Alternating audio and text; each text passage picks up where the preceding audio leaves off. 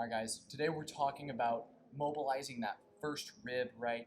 A lot of the times we're getting all sorts of pain up into that shoulder, up into the neck, and that can be caused due to any sort of movement dysfunction, kind of gookiness all up into that first rib. So real quick mobility drill that we're going to do using that lacrosse ball. So let's talk about how to do this, okay?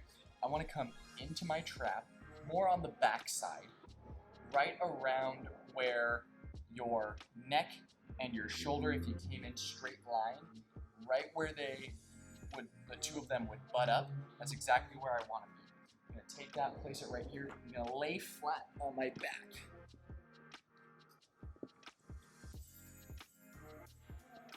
Okay, from here, right, it's sitting on that first rib, but based off of how your ribs are shaped, I'm not getting direct pressure onto those ribs like I want to. So what I'm going to need to do is I'm going to get the core nice and strong like we've talked about before. I'm going to go into a glute bridge.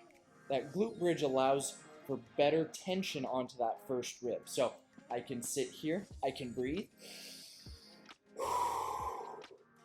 and try to get that rib to move.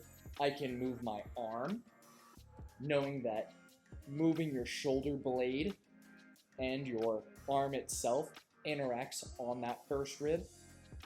And I can move my neck back and forth, back and forth. Knowing again, we have more musculature from the neck that connects onto that first rib as well. I can do them in combination.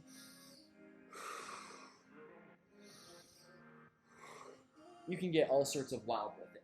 We don't necessarily want to be doing anything too ballistic onto it. I don't want to be suplexing myself onto the lacrosse ball, but I want to be spending around a minute or two in that position to get those tissues to fully relax and start to allow for better motion, for better overhead motion, for symptom relief, for a number of different things.